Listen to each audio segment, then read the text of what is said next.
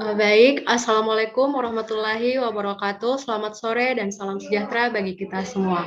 Shalom, Om Swastiastu, Namo Buddhaya, salam kebajikan. Yang saya hormati Ketua Genbi Wilayah Sulawesi Selatan atau yang mewakili, yang saya hormati Ketua Genbi Komisariat Universitas Hasanuddin atau yang mewakili, yang saya hormati pemateri pada hari ini yaitu Kak Fitra Ramadan. Yang saya ucapkan selamat datang kepada hadirin sekalian di kajian rutin Genbi Generasi Baru Indonesia Komisariat Universitas Hasanuddin dengan mengusung tema memaknai angka pertumbuhan 7%. Perkenalkan, saya Humay Ramadhani dari Genbi Komisariat Unhas akan memandu acara hari ini selaku Master of Ceremony. Demi kelancaran acara, teman-teman peserta diharapkan untuk mempersiapkan koneksi internet yang stabil, mengaktifkan kameranya, dan tak lupa untuk tetap menonaktifkan audio. Serta jangan lupa untuk menggunakan format nama deputi underscore nama lengkap. Adapun susunan acara kita pada sore hari ini adalah pembukaan yang sedang berlangsung, pembacaan doa, laporan dan sambutan sekaligus pembukaan acara secara resmi, foto bersama, pemaparan materi tentang memaknai angka pertumbuhan 7%, sharing session, game, dan penutup. Hadirin sekalian, mari kita melangkah ke agenda yang pertama yaitu pembacaan doa oleh Saudara Andi Huanul Ahmad. Kepada Saudara, waktu dan tempat saya persilahkan. Terima kasih. Kedengarannya suaraku? Halo, kedengarannya? Iya. Bismillahirrahmanirrahim. Assalamualaikum warahmatullahi wabarakatuh. Marilah sejenak kita bersama-sama menundukkan kepala, bermunajat kepada Tuhan agar kegiatan kita hari ini diberkahi dan bisa berjalan dengan lancar. Bagi yang muslim akan saya pimpin, dimohon yang lain menyelesaikan. Bismillahirrahmanirrahim. Allahumma sholli ala Sayyidina Muhammad wa ala ali Sayyidina Muhammad. Ya Allah ya Rahman. Pada hari ini kami hendak menyelenggarakan acara karung atau kajian rutin Genbi. Dengan memohon ridha dan izin-Mu, berkahilah semua langkah dan perbuatan kami. Dan jadikanlah itu semua nilai ibadah dan nilai ilmu yang bermanfaat kepada kami. Ya Allah ya Wahid, Engkau yang maha mempersatukan, kami mohon perkuatlah persatuan di antara kami. Janganlah Engkau biarkan ada perpecahan di antara kami. Kami ingin kuat dalam persatuan, agar lebih bermanfaat bagi agama, negara, dan bangsa ini. Ya Allah ya Ghafur, Engkau yang maha pengampun atas segala dosa, ampunlah dosa kami, dosa orang tua kami, dosa para pemimpin kami, dosa para pejuang-Mu, dan dosa para pendahulu kami. Tempatkanlah kami dan mereka semua ini di dalam lindungan rahmat dan ampunan-Mu. Ya Allah ya Mujib, Engkau yang maha mengabulkan doa, perkenankanlah doa dan permohonan kami. Rabbana atina fid dunya hasanah wa fi akhirati hasanah wa qina azabannar. Subhana rabbika rabbil izzati amma yasifun wa salamun alal mursalin walhamdulillahi rabbil alamin. Wassalamualaikum warahmatullahi wabarakatuh.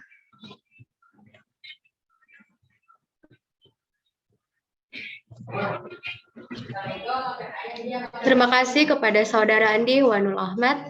Acara selanjutnya yakni laporan dan sambutan. Laporan yang pertama akan disampaikan oleh Ketua Panitia Kajian Rutin Generasi Baru Indonesia 2021 kepada Saudari Deara Nursi Panawa. Waktu dan tempat saya persilahkan. Baik, makasih MC. Assalamualaikum warahmatullahi wabarakatuh. Selamat sore teman-teman semua. Perkenalkan, saya Deara. Jadi kajian rutin Genbi ini merupakan proker yang sudah pernah dilaksanakan di periode kepengurusan sebelumnya. Dan di periode tahun ini kami memutuskan untuk kembali mengadakan program karung karena kami melihat program ini bisa sangat bermanfaat untuk menambah wawasan teman-teman Genbi dalam hal isu ekonomi di Indonesia. Karena Genbi sendiri kan dinaungi langsung oleh Bank Indonesia dan Bank Indonesia bersentuhan langsung juga dengan dunia ekonomi. Jadi sudah sepatutnya kita sebagai anak Genbi paham mengenai situasi ekonomi di Indonesia melalui pembahasan isu-isunya. Oleh karena itu, kami berharap teman-teman sekalian bisa menyerap banyak ilmu melalui program Karung ini. Saya ingin berterima kasih dan memberikan apresiasi yang sebesar-besarnya kepada panitia yang sudah bekerja keras untuk mensukseskan acara kita pada hari ini. Terima kasih juga kepada pemateri yang sudah mau menyempatkan hadir dan membagikan ilmunya. Tak lupa juga saya mau memberikan terima kasih kepada teman-teman sekalian yang sudah mau hadir. Saya berharap teman-teman bisa terlibat aktif dengan cara sesimpel on cam atau bertanya nanti pada sesi diskusi. Pemateri yang kami undang adalah orang yang kami percaya mampu untuk bisa menambah wawasan kita mengenai topik ekonomi terkait. Jadi teman-teman silahkan menyimak materinya dengan baik dan semoga ilmu yang disampaikan bisa bermanfaat bagi kita di kemudian hari. Sekian yang dapat saya sampaikan. Semoga teman-teman selalu diberi keberkahan dan kesehatan. Wassalamualaikum warahmatullahi wabarakatuh. Saya kembalikan ke MC. Baik, terima kasih Deara. Selanjutnya kita beralih ke sambutan oleh Ketua Komisariat Unhas Generasi Baru Indonesia, Kak Brenda Perselias. Kepada Kak Brenda, saya persilahkan dengan hormat. Baik, Assalamualaikum warahmatullahi wabarakatuh. Shalom, Om Swastiastu, Namo Buddhaya, dan salam kebajikan untuk kita semua. Pertama-tama, marilah kita mengucapkan puji dan syukur pada Tuhan Yang Maha Esa karena anugerahnya kita dapat berkumpul kembali di sore hari ini dalam keadaan sehat walafiat. Tak lupa juga saya ingin berterima kasih kepada Kak Fitra Ramadan selaku speaker kita yang menemani kita dalam kegiatan kita pada sore hari ini. Dan juga terima kasih kepada teman-teman panitia dan seluruh teman-teman yang aktif dalam proker kajian rutin pada hari ini. Jadi kajian rutin merupakan proker yang menjadi inisiatif teman-teman Genbi Komisariat Universitas Hasanuddin untuk lebih memperdalam terkait isu-isu ekonomi yang menjadi pembicaraan khayalak umum pada saat ini. Nah, di sini kita menggunakan tema memaknai angka pertumbuhan 7%. Jadi, teman-teman yang mungkin kurang mengerti atau dari fakultas dan jurusan yang lintas ekonomi, mungkin teman-teman nanti akan dibuka forum untuk bertanya kepada materi untuk berdiskusi lebih lanjut mengenai terkait angka pertumbuhan 7% itu. Oleh karena itu, saya sangat mengharapkan teman-teman dapat memanfaatkan wadah yang sudah diberikan oleh Deputi Pendidikan untuk terlibat aktif dalam sesi question and answer nanti. Mungkin itu saja, lebih dan kurangnya mohon dimaafkan. Sekian dan terima kasih. Wassalamualaikum warahmatullahi wabarakatuh. Baik, terima kasih Kak Brenda. Selanjutnya sambutan oleh Bendahara Wilayah Generasi Baru Indonesia 2021 selaku mewakili Ketua Wilayah Generasi Baru Indonesia. Kak Dia Fadila Rahman sekaligus membuka acara secara resmi kegiatan kita pada hari ini. Atas waktunya saya persilahkan dengan hormat. Penerimaan mahasiswa. Bismillahirrahmanirrahim. Yang terhormat Ketua Genbi Komisariat Unhas, yang terhormat pemateri Karung, kajian rutin Genbi, dan yang saya banggakan teman-teman Genbi Komisariat Unhas dan seluruh peserta webinar kita pada saat hari ini. Assalamualaikum warahmatullahi wabarakatuh. Merupakan suatu kehormatan bagi saya mewakili Ketua Generasi Baru Indonesia Wilayah Sulawesi Selatan, Sopati Sangguru, untuk berbicara di depan teman-teman sekalian pada kesempatan yang berbahagia ini. Ini merupakan momen yang sangat spesial dan tentunya bermanfaat. Karena pada hari ini kita akan mengkaji dan memaknai bersama angka 7. Kenapa angka 7? Angka 7 adalah angka pertumbuhan ekonomi Indonesia pada triwulan kedua tahun 2021, sebagaimana yang dirilis oleh Badan Pusat Statistik Indonesia. Pada hari ini, kita akan sama-sama melihat apakah angka 7% tersebut merupakan hal yang sangat menggembirakan ataukah sebaliknya. Berdasarkan hal tersebut, Generasi Baru Indonesia sangat berbahagia untuk mempersembahkan Karung dengan tema memaknai angka pertumbuhan 7%, di mana Karung merupakan kajian rutin Genbi Komisariat Unhas. Sehingga ke depannya harapan kami, anak Genbi bisa menjadi lebih tanggap dalam menghadapi isu perekonomian lainnya. Untuk itu, langsung saja saya membuka kegiatan ini dengan mengucapkan kalimat basmalah. Bismillahirrahmanirrahim. Saya buka kegiatan ini dengan resmi. Demikianlah yang dapat saya sampaikan. Mohon maaf bila terdapat kekurangan, dan sekali lagi terima kasih karena teman-teman sekalian telah menyempatkan waktunya untuk mengikuti kegiatan ini. Semoga apa yang terlaksana hari ini betul-betul bermanfaat bagi kita semua. Wassalamualaikum warahmatullahi wabarakatuh. Saya kembalikan ke Humairah. Itulah tadi sambutan oleh Bendahara Generasi Baru Indonesia Wilayah Sulawesi Selatan kepada Kadia diucapkan terima kasih. Baik teman-teman, sebelum memasuki acara inti kita pada hari ini, teman-teman dan kakak-kakak sekalian, kita akan melaksanakan sesi foto bersama. Jadi kepada semua peserta harap untuk mengaktifkan kameranya. Sesi foto bersama ini akan dibagi ke dalam 2 kali pengambilan foto. Baik, untuk slide pertama, 1, 2, 3. Slide kedua, 1, 2, 3.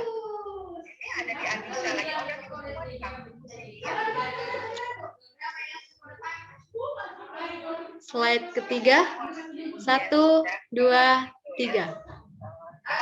Oke, saya rasa cukup. Baik, agenda berikutnya adalah pemaparan materi memaknai angka pertumbuhan 7% sebagai inti dari acara kita pada hari ini, yang nantinya akan dirangkaikan dengan diskusi dan tanya jawab. Untuk diskusi hari ini akan dipimpin oleh Saudari Wulan Makfira yang mana akan bertindak sebagai moderator.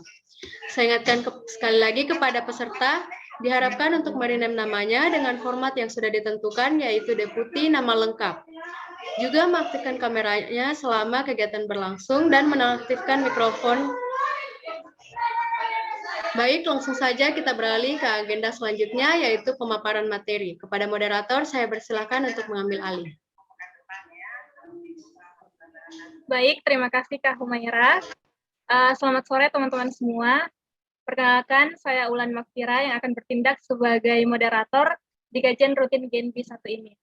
Nah, sore hari ini kita akan menerima materi oleh pemateri yang luar biasa, yaitu Kak Muhammad Nurfitra Ramadan, dengan mengusung tema memaknai angka pertumbuhan 7%.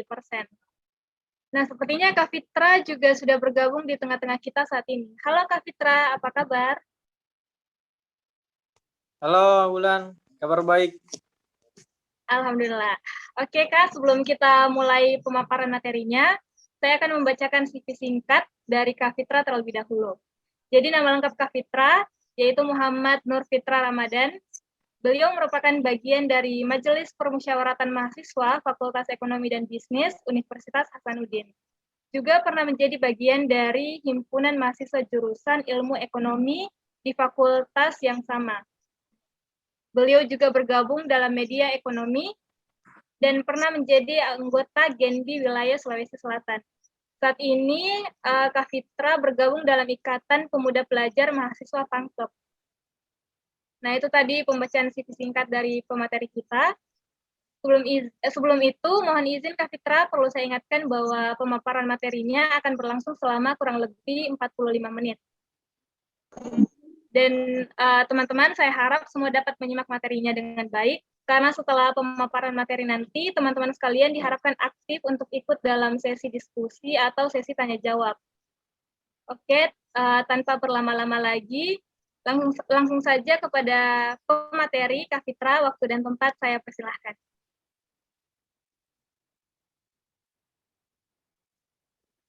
Ya, oke, halo, selamat siang teman-teman semua. Ya, sore Kak.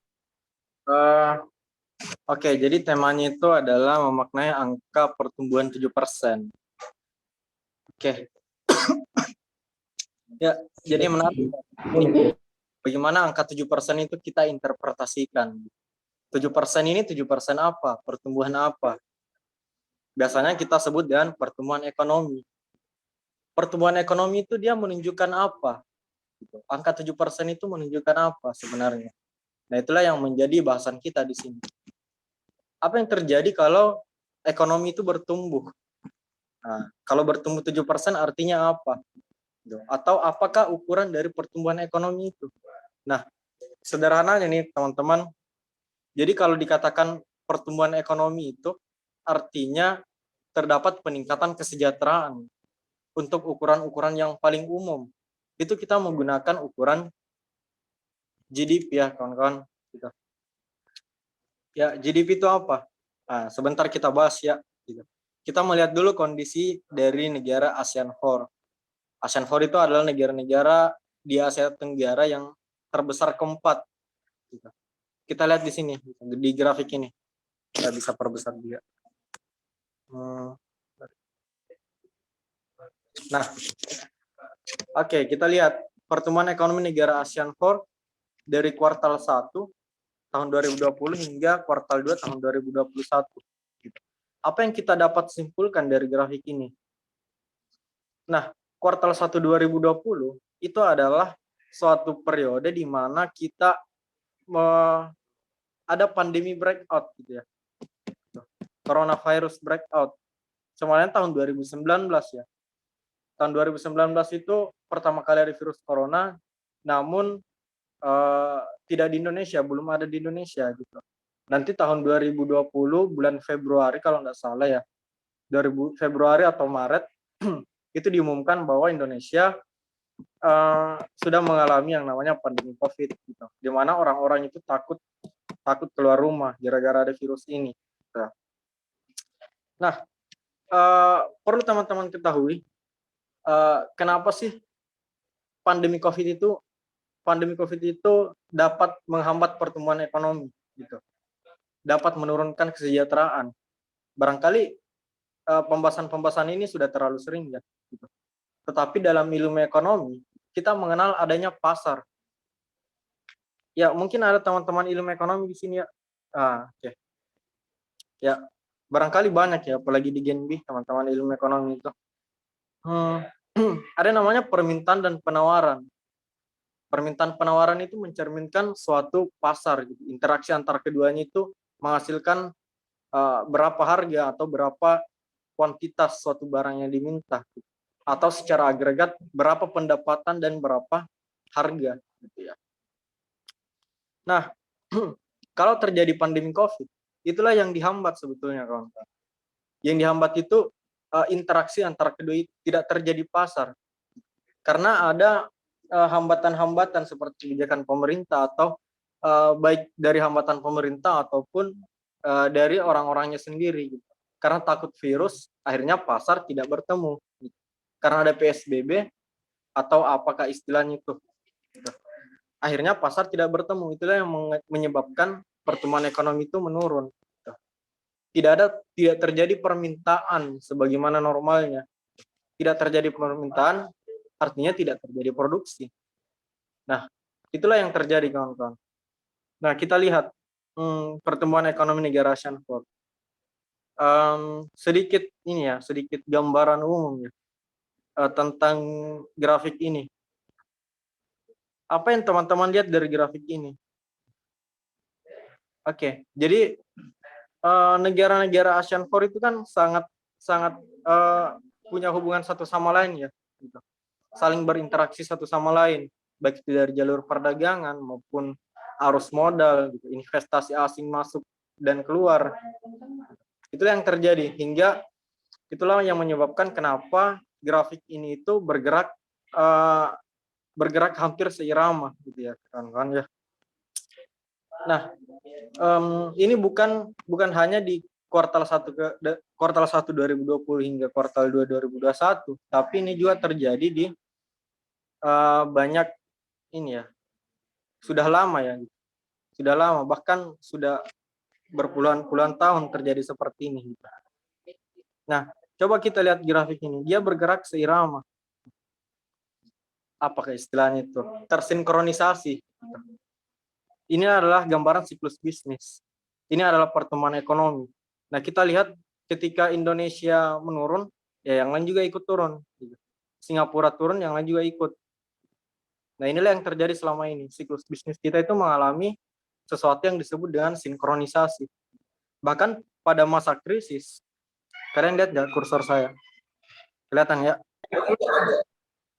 Ya, kita lihat pada tahun 1998 hingga 99, kita di sini mengalami krisis gitu. Nah, kenapa krisis itu yang awalnya muncul di Thailand? Thailand ini yang warna oranye.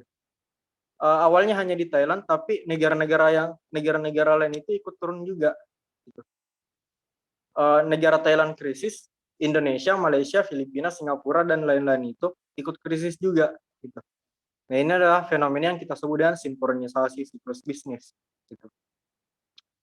Ya, ya barangkali itu ya, teman-teman. Mana yang tadi? Oke, kita lanjut.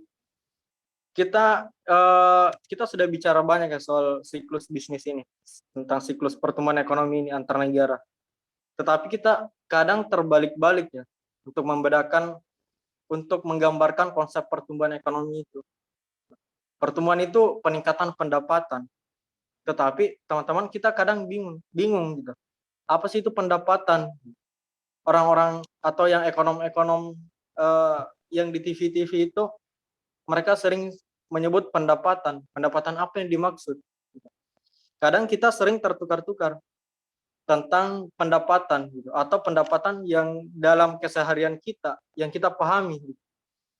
Nah, misalnya seorang punya banyak uang, dia dikatakan pendapatannya banyak. Apakah itu yang kita maksud dengan pendapatan? Terus apa perbedaannya dengan jumlah uang yang beredar? Itu kadang yang terbalik-balik. Atau ada juga yang mengkaitkan kata pendapatan ini dengan anggaran pemerintah. Atau seberapa banyak uang yang dimiliki oleh pemerintah untuk membangun perekonomian. Kadang juga kita artikan ke situ. Tetapi bukan itu konsep pendapatan yang kita bahas sebenarnya, kawan-kawan. Oke, dalam makroekonomi kita membahas konsep pendapatan itu sebagai GDP. GDP itu singkatan dari Gross Domestic Product ya.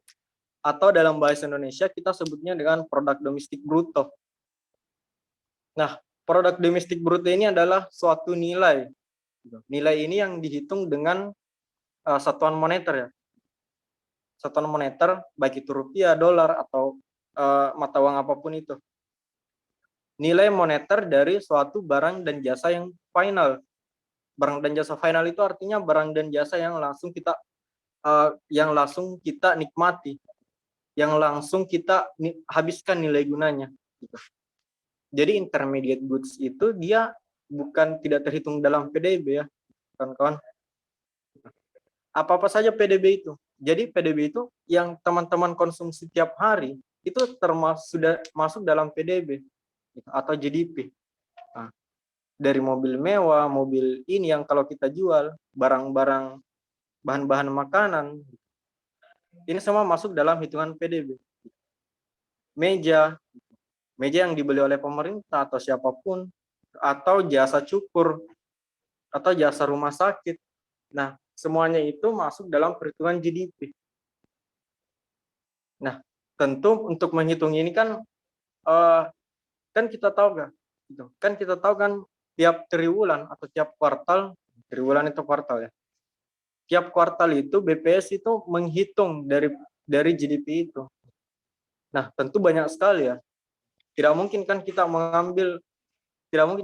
menanyai orang satu persatu barang dan jasa apa saja yang kamu konsumsi gitu. Ya, ya seperti itu ya kawan-kawan. Tetapi BPS ini punya alat-alat tersendiri. Mungkin teman-teman statistik yang paham ya soal itu. Bagaimana mengambil sampel untuk mengetahui berapa nilai barang dan jasa akhir atau PDB yang dihasilkan oleh suatu negara. Pengambilan sampel tertentu menghasilkan suatu angka PDB. Nah, suatu angka PDB yang meningkatnya berapa persen, itulah pertumbuhan ekonomi. Nah, inilah dari grafik ini. Dan kita tahu bahwa Indonesia itu mengalami pertumbuhan sebesar 7,07% pada kuartal kedua, pada triwulan kedua ya. Oke. Apakah angka 7% itu adalah sesuatu yang menggembirakan? Ya, belum tentu ya. Apakah 10% itu menggembirakan? Belum tentu. Apakah 2% itu menggembirakan? Tergantung negara apa. Nah, ada yang kita sebut dengan low base effect. Gitu. Nah, kita lihat kuartal kedua tahun 2020 itu adalah di sini. Kemudian kita menghitung secara year on year kuartal kedua tahun 2021 ada di sini. Nah, kelihatan kan kursor saya? Ya. Nah, maka suatu angka yang semu apabila kita membandingkan antara kuartal 2 tahun 2020 dan kuartal kedua tahun 2021 di sini. Nah, karena pembandingnya rendah, maka ini 7% itu disebut dengan angka yang semu. Gitu. Ya, dia suatu angka yang di luar normal. Gitu ya. Oke, kita bahas lebih lanjut nantinya. Nah, ini low base effect. Low base effect. Karena dasarnya itu rendah, maka sebagai pembandingnya itu adalah angka yang terlalu tinggi, peningkatannya itu terlalu tinggi. Nah, ngerti tidak maksud saya? Oke, kita perbesar ya. Nah, ini saya ambil dari bukunya Olivier Blanchard, buku makroekonomi ya. Kita lihat apa yang terjadi pada tahun 2008 hingga 2009. Ada yang tahu, teman-teman di sini? Apa yang terjadi pada perekonomian kita pada tahun 2008 hingga 2009? 3 tahun, 2007, 2008, 2009. Ya, ada yang bisa jawab? Krisis ekonomi, Kak. Krisis ekonomi apa?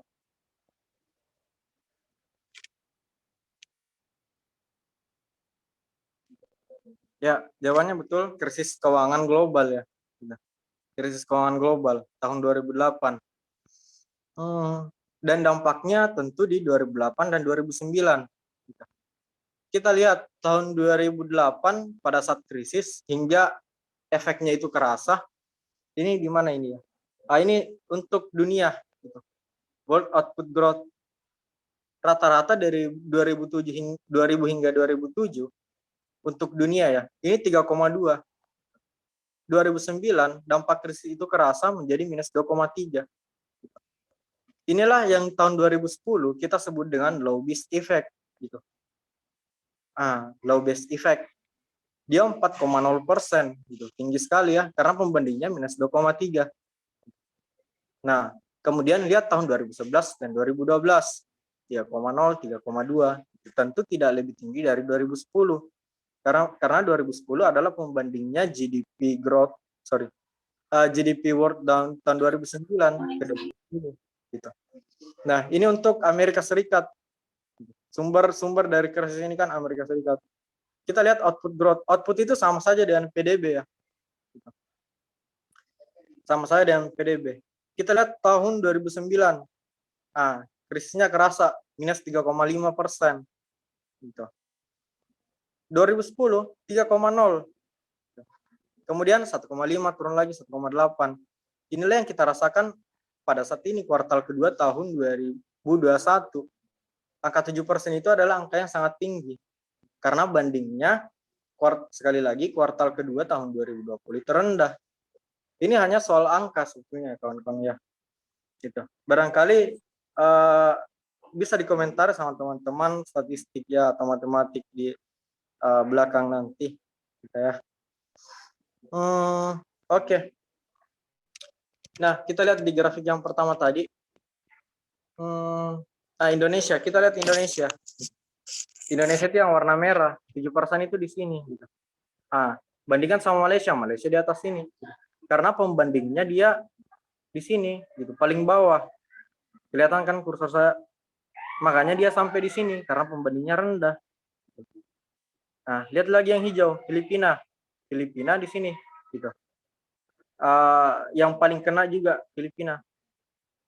Pembandingnya di sini, akhirnya sekarang kuartal 2 tahun 2021 dia di sini gitu. Indonesia, kemudian Thailand juga begitu. Oke. Paham ya teman-teman ya? Paham ya? Iya, Kak. Oke. Sebentar ya.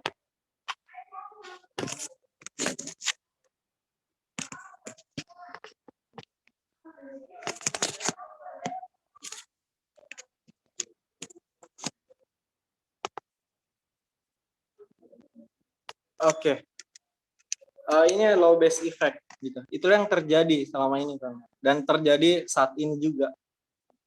Nah, kita lihat apa sih yang kita katakan pulih? Ini kan bicara soal pemulihan ekonomi ya. Apakah 7% itu dikatakan pulih? Tentu kita tidak boleh melihat angka pertumbuhan sebagai indikator bahwa kita sudah pulih atau tidak.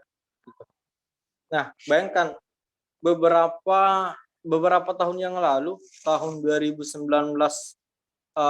sebelum tahun 2019 ya, ada yang tahu rata-rata pertumbuhan ekonomi Indonesia itu di sekitar berapa? Di kisaran angka berapa? Ada yang tahu, teman-teman?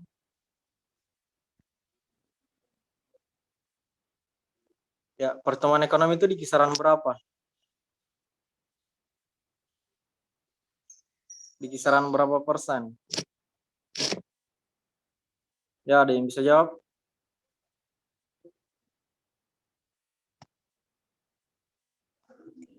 Empat sampai 6 Kak.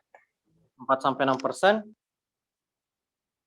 Ya, kalau 6% barangkali cocok untuk periode ini ya, periode Presiden SBY gitu. Bahkan sampai 6%. Kalau periode Jokowi JK maupun Jokowi Maruf itu kisaran 5% gitu. Bahkan sampai 4,9% gitu pernah.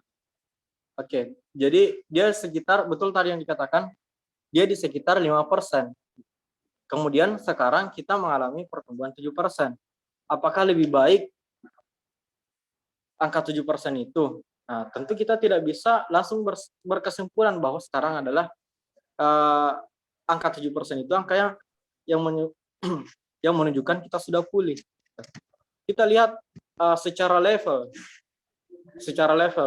GDP Indonesia kuartal pertama 2018 hingga kuartal pertama 2021.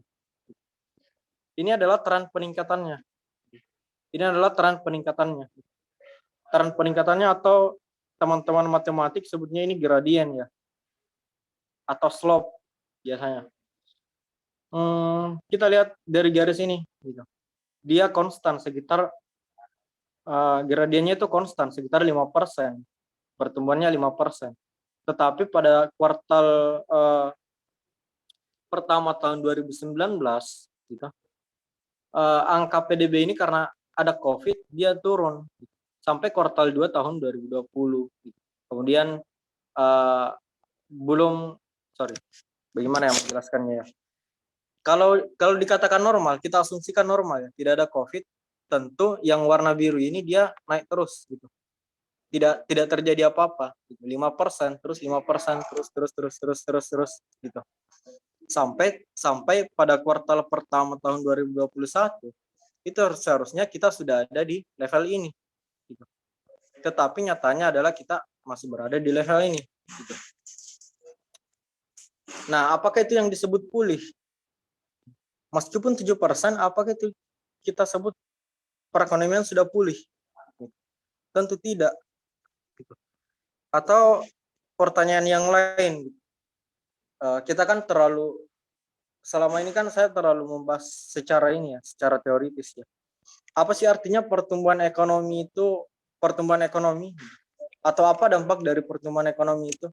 Atau apa dampak dari penurunan pertumbuhan ekonomi atau pertumbuhan GDP?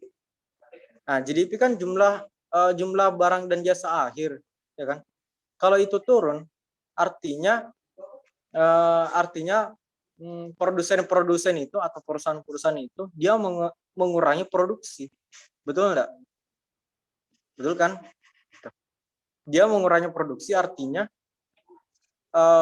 faktor produksi itu apa ya? Bahasa sederhananya, faktor produksi itu sesuatu yang kita pakai untuk produksi, tenaga kerja. Dan tenaga kerja ini adalah faktor produksi yang paling yang paling variabel, yang paling liquid. Kalau penurunan produksi terjadi, apa yang akan terjadi? Ada orang yang bekerja, akhirnya jadi tidak bekerja lagi. Nah, maka hubungannya dengan angka pengangguran. Ya, paham ya? Nah, makanya teman-teman, dari bukunya Blanchard ini, Oliver Blanchard ini, output growth rate selalu dihubungkan sama unemployment rate. Unemployment rate itu apa? Angka pengangguran ya. Inflation rate. angka inflasi. Gitu. Nah, inilah sebetulnya yang punya hubungan satu sama lain. Gitu. Kalau output growth rate tinggi atau pertumbuhan ekonomi tinggi, apa yang terjadi pada unemployment rate? Tingkat pengangguran. Pakai logika yang tadi. Ada yang bisa jawab? Dia berhubungan negatif atau positif? Dia bergerak sinkron, bergerak bersama atau bergerak saling berlawanan. Pertumbuhan ekonomi dan tingkat pengangguran ini. Ada yang bisa jawab? Ya. Bagaimana hubungan antara pertumbuhan ekonomi dan tingkat pengangguran? Berlawanan ya, Kak? Ya, betul sekali, berlawanan. Siapa tadi yang jawab? Mary, Kak. Mary, oke, Mary. Sabar ya.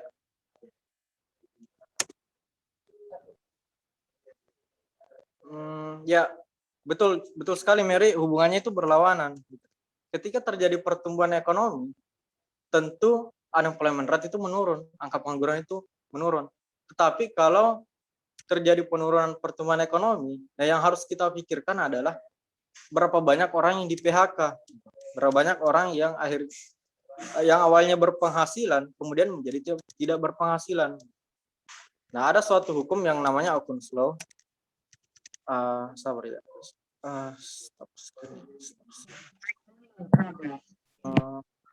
Saya share-nya. Nah, kita lihat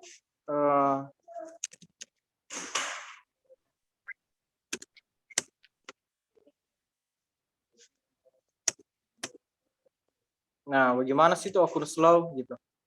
Bagaimana hubungan antara output pertumbuhan GDP dan tingkat pengangguran?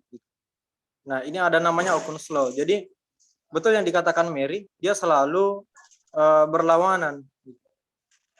Ketika output itu menurun, tentu ada orang-orang yang dikorbankan, dia menjadi pengangguran. Nah, oleh karenanya itulah yang perlu kita pikirkan terkait pertumbuhan ekonomi ini. Kenapa pertumbuhan ekonomi itu harus tetap kita pertahankan agar terus bertumbuh gitu. Nah, tetapi di sisi lain kawan-kawan, ada bahayanya juga kalau pertumbuhan ekonomi itu terlalu tinggi. Nah, tadi kan kita bilang bahwa kalau pertumbuhan ekonomi itu tinggi, otomatis tingkat pengangguran itu rendah. Tetapi apa yang terjadi kalau tingkat pertumbuhan ekonomi itu tinggi? Ada yang bisa jawab?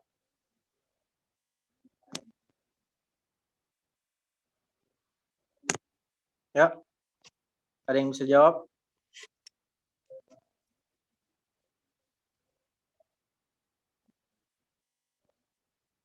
Nah, ada hubungan negatif antara pertumbuhan ekonomi dan tingkat pengangguran. Nah, kita tentu mau dalam dua variabel ini ya, pertumbuhan ekonomi dan tingkat pengangguran. Tentu yang kita mau adalah tingkat pengangguran yang rendah dan pertumbuhan ekonomi yang tinggi. Gitu. Oke, hubungan itu sudah jelas. Tetapi kalau pertumbuhan ekonomi yang tinggi, ada suatu hal yang tidak bisa kita hindari. Ada yang namanya inflation rate. Apa itu inflation rate? Apa itu tingkat inflasi? Ya, Tidak stabilnya supply and demand, Kak. Ya, stabilnya supply and demand. Atau yang secara umum saja, apa itu inflasi? Ya. Kenaikan harga secara terus-menerus, Kak. Oke, kenaikan harga secara umum, secara terus-menerus. Kalau tingkat pertumbuhan ekonomi itu tinggi, maka akan terjadi inflasi. Gitu. Oke, tahu nggak teman-teman ilmu ekonomi ya barangkali? Ada namanya supply and demand, permintaan dan penawaran. Apa sih salah satu faktor yang mempengaruhi permintaan itu? Tentu pendapatan. Kalau pendapatan tinggi, maka permintaan tinggi, maka tingkat harga menjadi naik. Kalau kita pakai agregat demand dan agregat supply, maka terjadi inflation rate. Terjadi peningkatan harga barang dan jasa. Dampaknya kemana? Apa sih dampaknya kalau harga itu makin naik? Harga barang dan jasa itu makin naik. Ya, ada yang bisa jawab?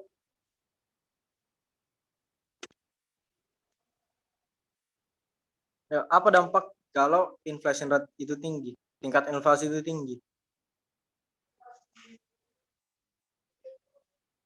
Nah, tentu dampaknya ke pekerja juga, gitu. Atau secara umum ke masyarakat. Awalnya kita punya uang 1 juta, contoh kasarnya saja ya. Ada yang tahu harga satu bungkus Indomie pada tahun 2008? 2008, 2007, 6, 5. Ada yang tahu berapa harga satu bungkus Indomie? Berapa? 3.000. Tahun 2000 ini, tahun 2008 ke bawah. Sebungkus Indomie itu berapa harganya? 1.000-an. Rupiah ya. Ya, 1.000 rupiah ya. Sebungkus Indomie itu 1.000 rupiah. Kalau teman-teman punya uang 1 juta gitu. Ya kita asumsikan saja barang yang ada di dunia itu hanya Indomie gitu. Jadi kenaikan harga Indomie itu adalah tingkat inflasi. Kalau kita punya uang 1 juta pada tahun 2006, 2007, 2008 gitu, pada saat harga Indomie itu 1.000 rupiah, berapa bungkus Indomie yang bisa kita dapatkan? Kalau kita punya uang 1 juta dan harga Indomie itu 1.000 rupiah. Ada yang bisa jawab?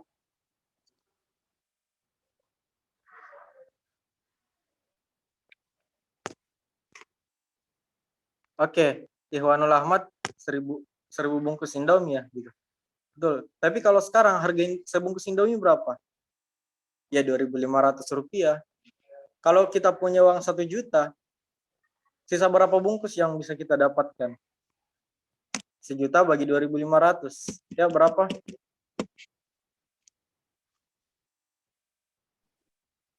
$400. Oke. Nah, inilah yang kita hitung. Uang itu yang kita hitung itu secara real gitu. Dalam ilmu ekonomi kita sebutnya dengan real money balance, atau seberapa kuat uang yang kita punya itu menghasilkan barang dan jasa, nilai uang real gitu. Apa artinya berjuta-juta uang kalau harga-harga juga naik gitu? Apa artinya peningkatan upah misalnya? Apa artinya peningkatan upah 4% kalau inflasi juga meningkatnya 4%? Tidak ada artinya, sama saja. Betul. Oke, kawan-kawan ya.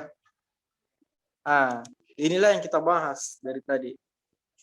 Aggregate demand and aggregate supply. Gitu. Oke, saya rasa pembahasan ini seharusnya sudah tuntas ya di Binomics. Gitu. Ya, oke, kawan-kawan ya. Saya sedikit memberi masukan ya untuk teman-teman pengurus ya, pengurus Genbi Unhas terutama. Oke, yang angkatan 2020 barangkali yang belum kenal saya. Jadi saya ini penerima Genbi juga, penerima beasiswa Bank Indonesia juga gitu. Saya menerima mulai tahun 2019 sampai tahun 2020 ya, teman-teman ya. Nah, di Binomics itu kan dia membahas teori-teori yang mendasar ya, hal-hal yang mendasar. Bagaimana makroekonomi itu, bagaimana mikroekonomi itu. Tetapi saya sempat perhatikan ya di kegiatan-kegiatannya teman-teman, justru yang di Binomics itu teman-teman mengundang, kalau tidak salah, Ibu Mirzalina ya. Ya enggak? Ya, Kak. Ya, Ibu Mirzalina. Terus kalau di Karung ini kan suatu kajian yang sifatnya bagaimana teori-teori ekonomi itu kita aplikasikan untuk melihat perekonomian ini. Gitu. Itu kan Karung. Gitu. Yang saya tahu tentang Karung dan Binomics kayak begitu. Gitu. Seharusnya yang kebalik gitu. Kalau mau bahas yang dasar-dasar, ya undang. Kalau mau bahas seperti ini harusnya orang-orang yang dianggap sudah ngerti gitu soal teori-teori ini. Gitu. Harusnya yang di sini lebih ahli. Yang di Karang itu harusnya orang-orang yang lebih ahli. Kalau dasar, ya itu juga yang kita pelajari di kelas. Setidaknya level mahasiswa mungkin bisa. Gitu. Kalau yang ini, nah ini orang ahli ya, harusnya sudah ahli gitu. Nah, itu masukan saya untuk teman-teman Brenda dan kawan-kawan. Oke, kita bahas agregat demand dan agregat supply. Ini barangkali sudah dibahas di Binomics ya. Dibahas nggak di Binomics ini? Iya, dibahas Kak, di bagian makro.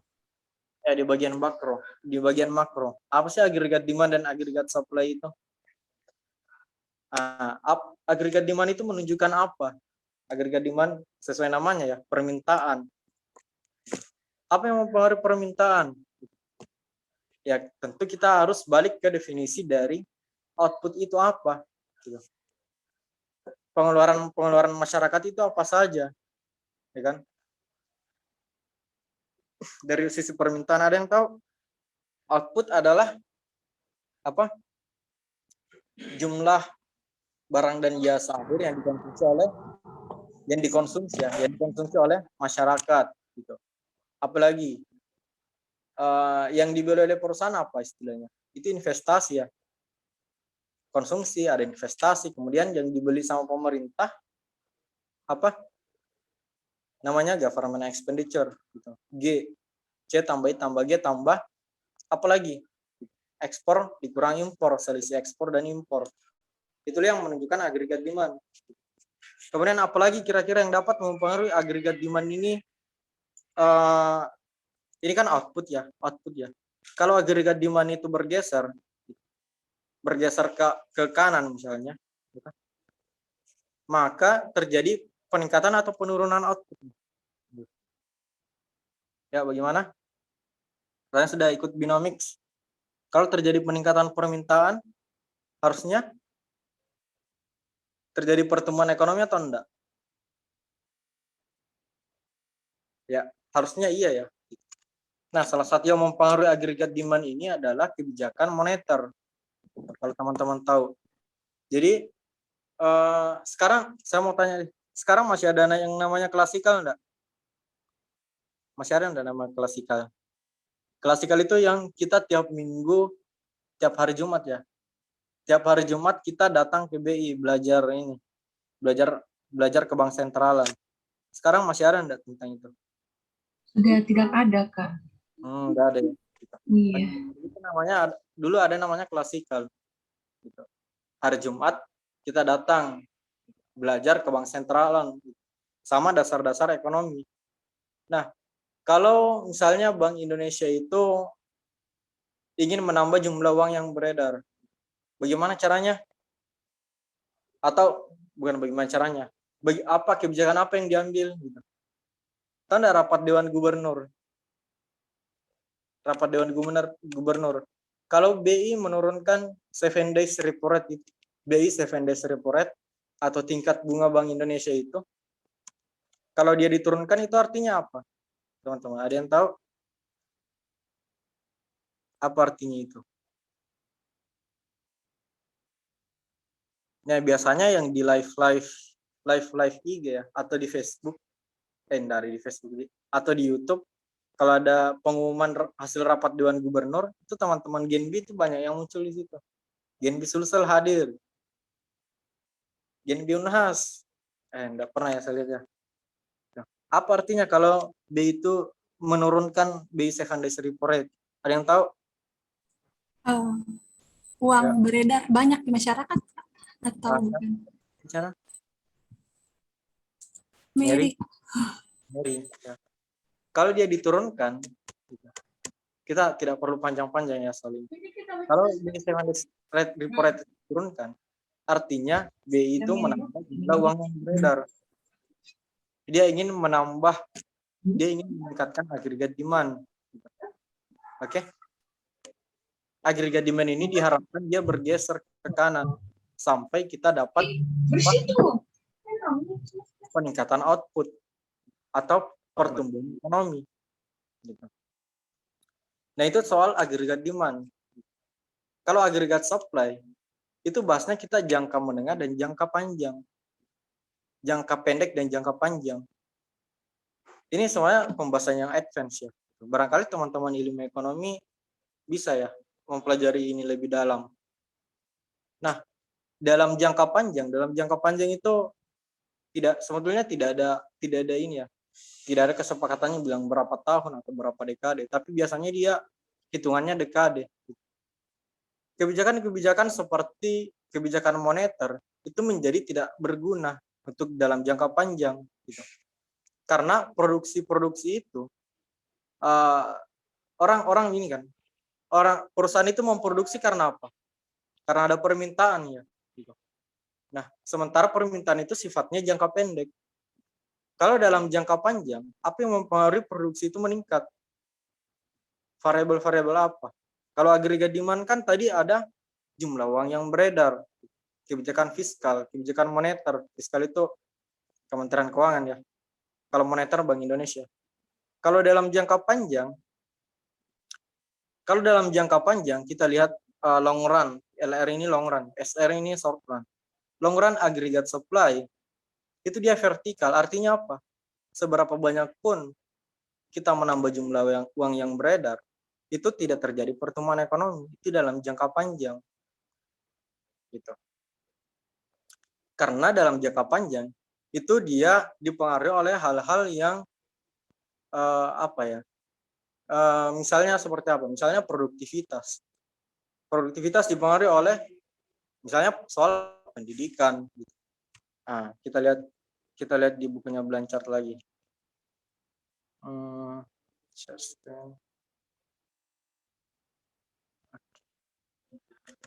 Nah, buku ini menarik sekali ya teman-teman. Biarpun kita bukan orang ilmu ekonomi, buku ini tetap mudah kita baca. Karena Blanchard itu menulis buku pakai bahasa yang mudah dan tidak terlalu matematis. Mungkin ada juga matematiknya, gitu. Algebranya juga banyak. Algebranya juga ada, tapi tidak banyak. Gitu. Kita lihat apa itu dalam jangka pendek, dalam jangka panjang.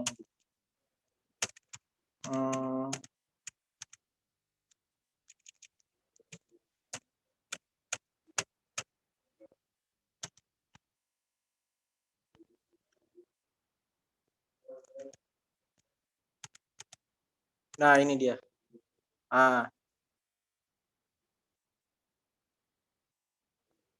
Ya, apa itu dalam jangka pendek? Dalam jangka pendek itu sesuatu yang sifatnya in demand. Gitu. Sifatnya kita bahasnya tentang agregat demand. Agregat demand dipengaruhi oleh apa? Dipengaruhi oleh salah satunya kebijakan moneter. Tetapi dalam jangka menengah, medium run, decade itu apa? Decade itu 10 tahun ya. Oke. Dalam 10 tahun itu yang mempengaruhi adalah ini. Modal, tingkat teknologi, ukuran apa ini? Size of labor force itu apa? Tenaga kerja. Tetapi dalam jangka panjang itu dipengaruhi oleh apa? Education system, saving rate, the role of government, good corporate governance ya di sini ya. Education system itu in the long run yang bisa menggerakkan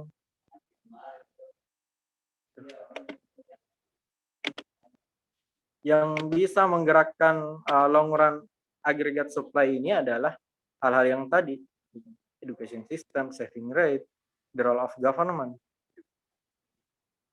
Oke, itu ya. Maka yang Y di sini output inilah yang kita, kalau teman-teman biasa baca bicara soal natural, the natural growth of output gitu. The natural output, the natural rate of unemployment.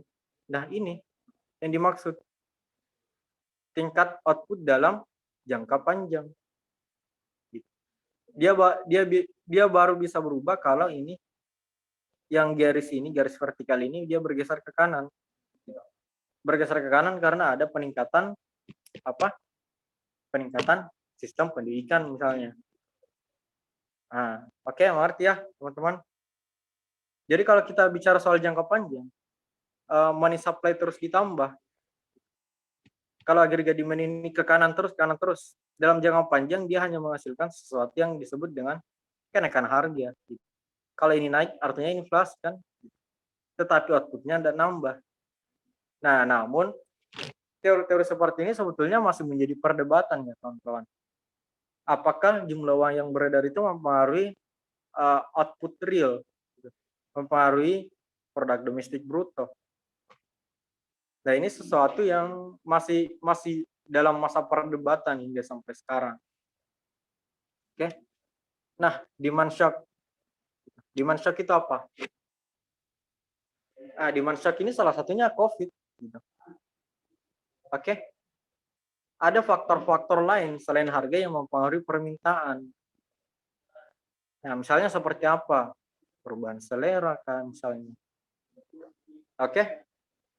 Apalagi? Supply shock. Nah, supply shock ini yang kalau dia ke kanan bagus artinya. Peningkatan teknologi misalnya. Apalagi peningkatan sistem pendidikan. Oke. Apalagi? Ini dia yang penting. Apa sih artinya 7% itu? Apakah dia bagus atau tidak? Atau pertanyaan-pertanyaan seperti kenapa negara-negara advance economy itu negara-negara maju ya? Kenapa negara-negara maju itu pertumbuhan ekonominya itu relatif lebih rendah dibanding emerging and developing economies? Nah, ada yang bisa jawab kenapa? Nah, kita lihat dulu ya. Kita lihat ya. Kita googling. Pertumbuhan apakah negara maju misalnya? US GDP growth gitu. Pakai bahasa Inggris supaya gampang mungkin karena Google-nya biasa gitu.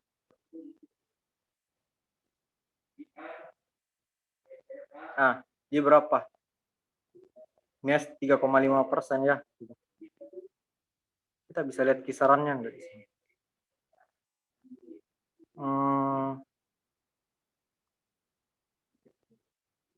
Kita pakai US GDP growth di masa yang normal ya, tahun 2018.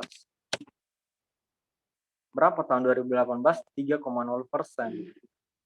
Ya, kisaran-kisarannya di situ ya. Kita lihat di United States. Kelihatan kan ini teman-teman? Dia kisaran berapa? 2%, 4,1%, 4,5. Oke, 3,5. Atau kita lihat negara lain lagi, yang US lagi. Negara maju yang lain, misalnya Jepang gitu. Nah, Jepang ini rendah gitu. 0,3, 1,2. Nah, ya kan? South Korea, Korsel itu negara maju bukan? Negara maju juga ya, tapi tidak semaju Jepang ya. 2,8, 3,2, 4,3.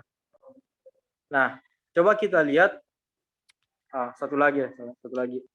Apa negara maju misalnya? Jerman. Nah, Jerman juga negara maju ya. 1,3. Lihat yang biru ya. 3,0. 1,8. Ya, sekitaran situlah pertumbuhan ekonominya. Nah, giliran kita bukan negara-negara berkembang. Negara berkembang itu contohnya apa?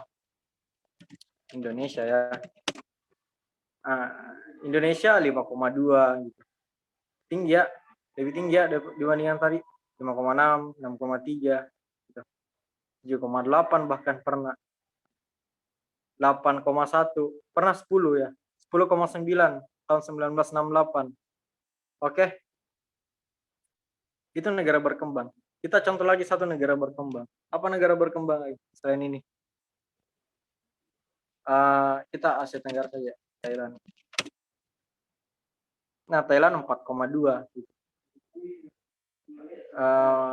6,3, 4,5, 5,7, 8, 11, bahkan pernah 12. Oke. Ya. Nah, itu pertanyaannya. Kenapa negara-negara berkembang itu justru pertumbuhan ekonominya itu tinggi? Gitu. Kemudian negara maju itu cenderung rendah. Bahkan Jepang itu 0,0%. Jerman juga kayak begitu tadi. Nah, pertanyaannya, apakah rata-rata pertumbuhan ekonomi 5% per tahun itu adalah suatu kabar gembira atau malah kabar yang menunjukkan kita bahwa kita masih negara yang tertinggal? Ayo, ada yang bisa jawab, teman-teman? Nah, kenapa bisa terjadi seperti itu? Yuk. Ada yang bisa jawab? Ya, teman-teman Genbi ya.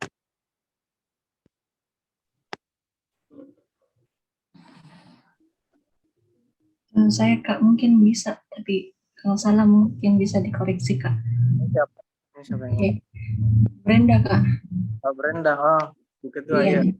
Iya, jadi kalau misalnya pertumbuhan ekonomi di negara maju lebih rendah, kenapa? Karena pendapatan per kapitanya mereka lebih tinggi dibandingkan negara berkembang. Jadi kalau misalnya kita negara berkembang pertumbuhan ekonominya 5%, ya berarti kayak Kak? Jadi kayak ini kondisi buruk sih sebenarnya, karena kalau misalnya kita pendapatan per kapita tertinggi, ya otomatis kalau tidak salah rendah pertumbuhan ekonomi yang, nah itu yang bikin stabil ekonomi negara Kak.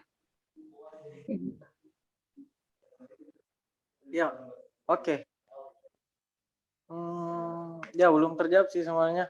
Saya belum nangkap siapa yang dimaksud sama Brenda. Ya tapi intinya kayak begini. Tapi betul tadi yang dikatakan, karena pendapatannya negara maju itu tinggi, gitu. Betul. Nah, negara maju itu pendapatannya tinggi. Kalian bayangkan saja begini, sederhananya. Kalian bandingkan kita punya uang 1 juta. 1 juta ini menunjukkan negara berkembang ya, emerging and developing economies. Gitu. Kemudian di satu sisi ada orang yang punya pendapatan 100 juta. Ya, ada yang punya pendapatan 100 juta. Inilah adalah advanced economies. Nah, kira-kira dalam untuk pendapatan 1 juta, ya, gimana ya? Kalau 1 juta dia naik 100% berapa? Gitu. Berapa uang yang harus kita punya lagi? Ada yang bisa jawab? Ini yang 1 juta ini kalau dia mau meningkat 100%, dia harus berapa? Dia harus dapat berapa juta lagi? Gitu. Kalau 1 juta. Ya, ada yang bisa jawab? Ya. Kalau 1 juta, itu dari 1 juta naik 100%, harus dapat 1 juta lagi dong. Ya, jadinya 2 juta. Gitu. Nah, kalau yang 100 juta ini mau naik 100% juga, artinya dia harus ambil 100 juta lagi. Gitu. Dia harus dapat 100 juta lagi. Gitu. Nah, kalau 1 juta itu dari 100 juta itu berapa? Gitu, berapa persen? 1% ya, teman-teman ya. Gitu. Jadi 1%-nya si negara maju ini setara sama 100%-nya negara berkembang. Gitu. Makanya di negara berkembang itu pertumbuhannya tinggi. Gitu. Nah, tetapi jangan salah teman-teman. Kalau pertumbuhan ekonomi tinggi, itu bisa mengindikasikan 2 hal. Gitu. Pertumbuhan ekonomi yang tinggi bisa jadi pertumbuhan ekonomi yang rendah. Gitu. Bisa jadi ada suatu kemandekan ekonomi. Gitu. Ekonomi kita tidak tumbuh. Tetapi kalau tinggi, nah bisa jadi yang tadi kita masih dalam suatu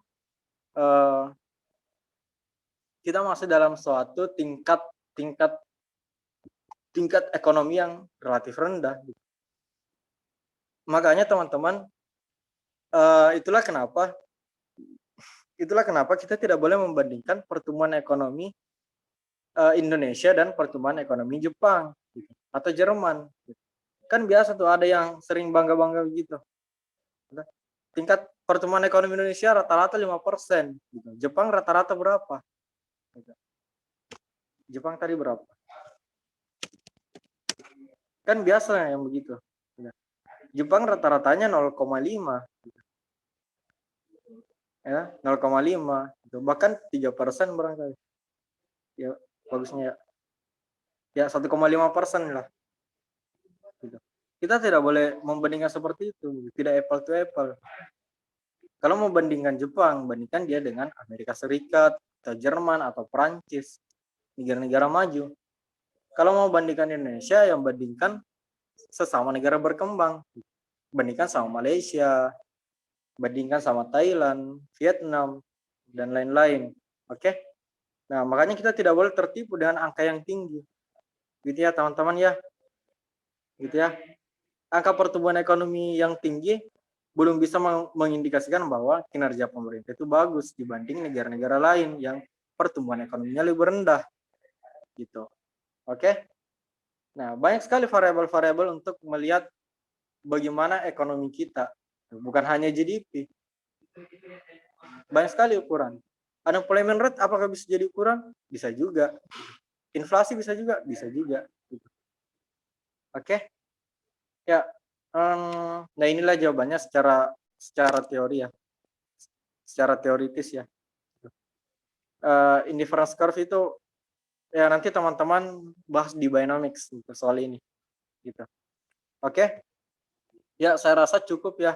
Saya kembalikan ke ini, ke siapa tadi namanya? Bulan ya, sebagai moderator. Makasih. Oke. Ya, baik Kak. Nah, itulah tadi materi yang telah disampaikan oleh pemateri kita.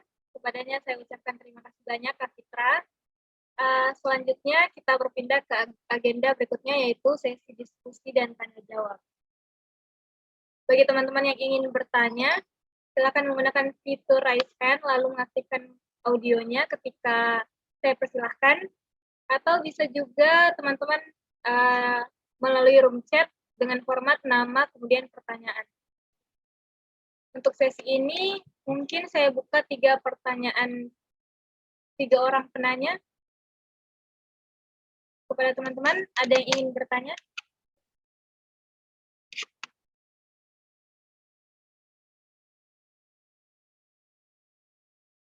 Dan karena sekarang kita sesi diskusi, jadi dimohon teman-teman untuk on cam, mengaktifkan kameranya.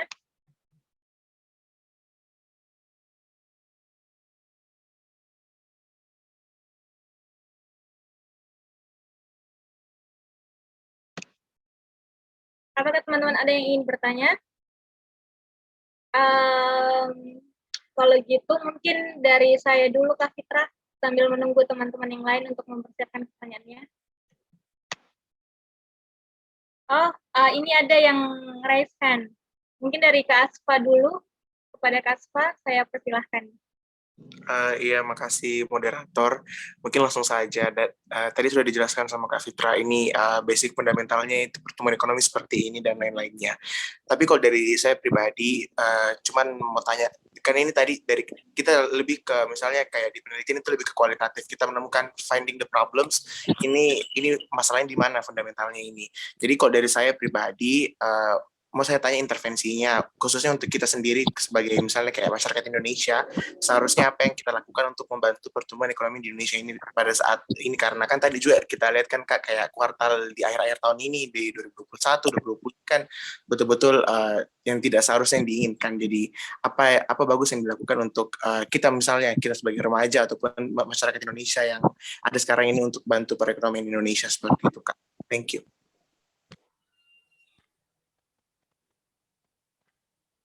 Bagaimana Kak Fitra, mau langsung dijawab atau kita tampung dulu? Ya, langsung jawab saja biar enggak kaku. Oke Kak, silakan. Ya, Asfa. Nah, saya share screen lagi ya.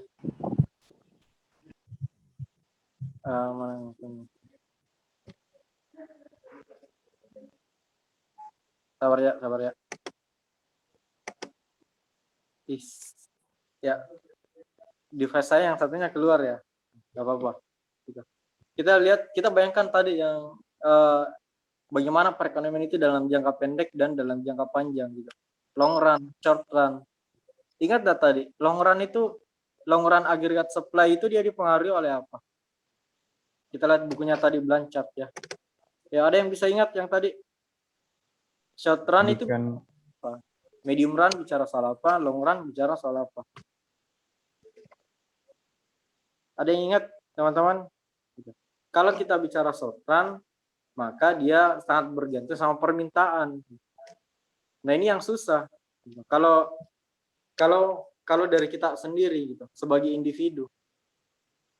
Kalau mau short run, ya artinya kita mau bertumbuh dalam jangka pendek. Ya perbanyak saja belanja. Gitu. Ada uang, belanja lagi. Percepat perputaran uang. Begitu caranya ya, teman-teman. Kalau mau ekonomi kita tumbuh. Tidak usah masak di rumah. Beli saja di warung. Gitu. Nah, supaya uangnya berputar. Gitu. Nah, tetapi tentu bukan itu yang kita inginkan. Gitu ya. Nah, sebagai pemuda, kita fokusnya di long run. Di long run agregat supply, bagaimana LRAS itu bergeser ke kanan. Melalui apa? Melalui misalnya education system. Memperbaiki sistem pendidikan yang ada. Nah, ini adalah salah satu contoh dari bagaimana usaha-usaha teman-teman untuk meningkatkan perekonomian untuk jangka panjang. Webinar-webinar seperti ini atau kajian-kajian online seperti ini itu adalah salah satu usaha pemuda untuk meningkatkan perekonomian kita dalam jangka panjang. Nah, bagaimana hubungannya pendidikan dan ekonomi? Kalau pendidikan kita bagus, artinya kita bisa produktif. Oke? Setelah kita menyelesaikan pendidikan ini, itu artinya apa? Tentu kita menjadi berbeda sama orang-orang yang tidak berpendidikan. Bedanya dari segi apa?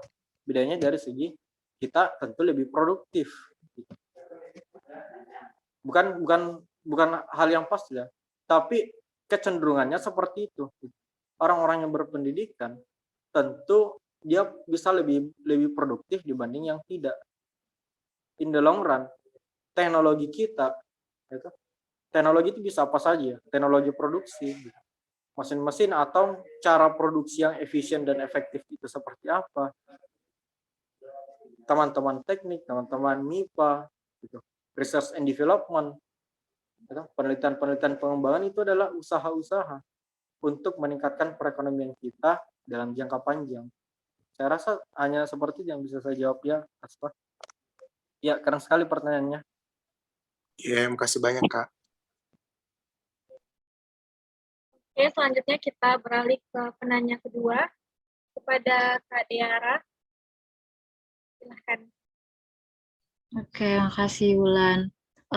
Ini saya mau bertanya, Kak, kan banyak sekali statement di masyarakat setelah muncul artikel kalau pertumbuhan Indonesia itu naik 7%, masyarakat kayak tidak percaya dan menuduh pemerintah ini memalsukan datanya. Jadi kayak banyak sekali statement-statement yang katakan kalau ini hoax atau justru pemerintah itu bohong. Sebenarnya memangnya apa yang seharusnya terjadi? Apakah pertumbuhan ekonomi itu memang tidak bisa dirasakan secara langsung oleh masyarakat atau memang pertumbuhan 7% di Indonesia ini tidak sesignifikan itu untuk bisa dirasakan langsung oleh masyarakat awam gitu? Itu yang mau aku tanyakan.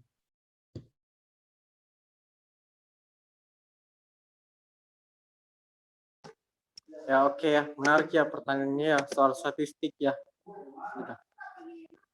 Saya coba connect dulu lagi ya device yang satu.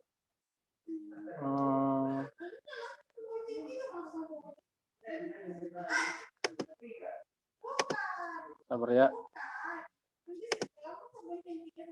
Oke. Jadi ini sangat terkait ya, terkait apakah kita sudah pulih atau tidak, terkait apakah kita merasakan hal yang normal gitu. Hal yang normal itu dalam artian tidak ada COVID, kita seharusnya merasakan kondisi ekonomi yang ini gitu. Nah, saya searching.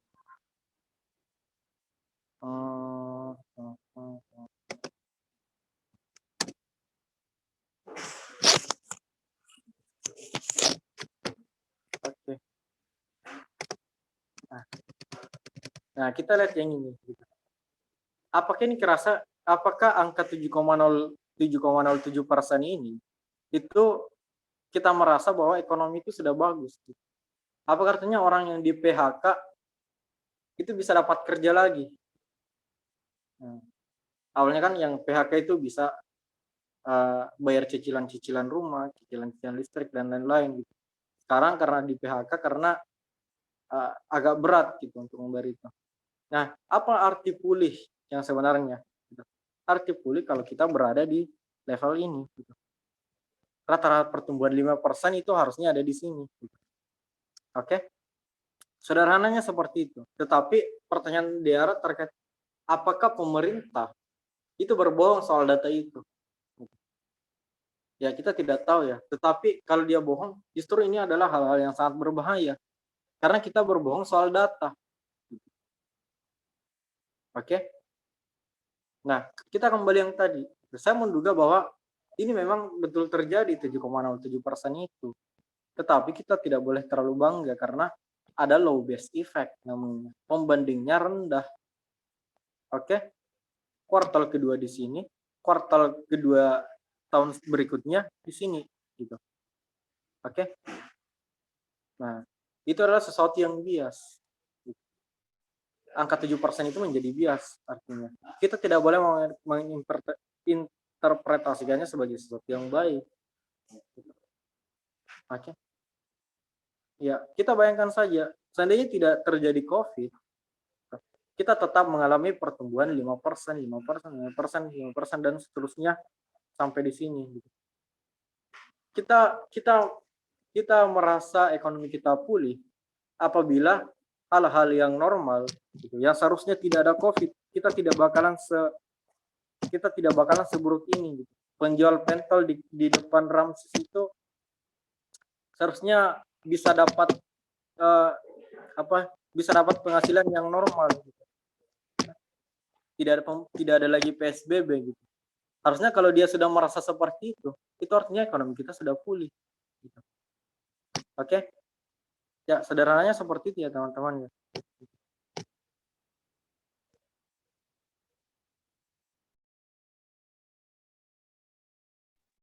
Oke, bagaimana saudari Diara? Iya, cukup. Makasih Kak Fitra atas jawaban. Oke, selanjutnya apakah teman-teman yang masih ada yang ingin bertanya? Oh iya, ada raise hand. Kak Fadil, saya persilahkan. Ya baik, terima kasih moderator atas kesempatannya. Yang saya mau tanyakan di sini, kan tadi kita tahu bahwa kalau misalnya tadi sempat disinggung untuk short run dan long run itu ada perbedaan apa yang harus dilakukan dalam pemulihan ekonomi. Nah, khususnya di tengah pandemi sekarang, kan ada hal-hal yang perlu diperhatikan bahwa pemulihan ekonomi itu mungkin harus dilakukan secepat mungkin agar semua sektor-sektor yang terdampak oleh dari COVID-19 itu bisa kembali pulih. Nah, pertanyaannya adalah apa yang seharusnya bisa dilakukan oleh pemerintah di samping tadi yang untuk di long run itu. Jadi apa yang harus dilakukan oleh pemerintah agar ekonomi saat ini bisa kembali pulih secepatnya. Yang kedua, terus kan kita tadi sudah disinggung juga kalau sejak periode pertamanya Pak Joko Widodo sampai periode kedua itu target 7% pertumbuhan ekonomi sebesar 7% kan bisa dibilang hampir tidak pernah tercapai, bahkan hanya rata-rata 5% saja. Nah, oleh sebab itu apa yang perlu dilakukan oleh pemerintah agar target pertumbuhan tersebut bisa tercapai? Itu pertanyaannya. Terima kasih.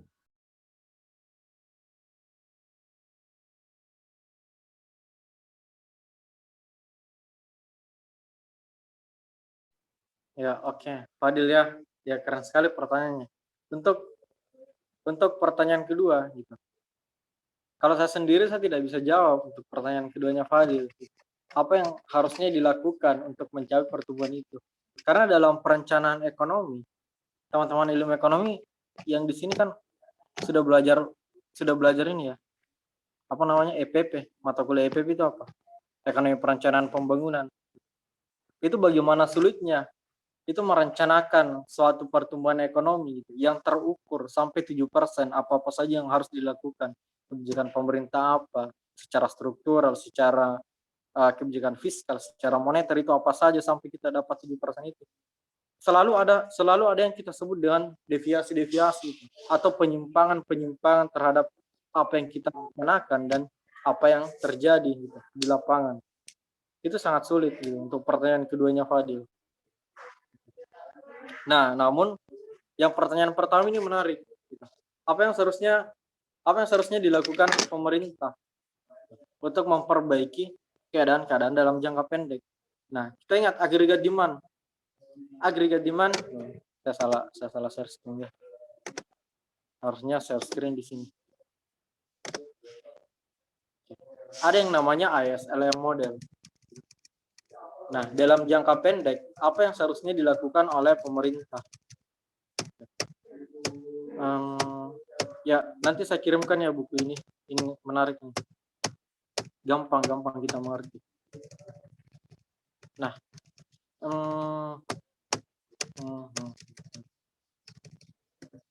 nah ini agregat demand.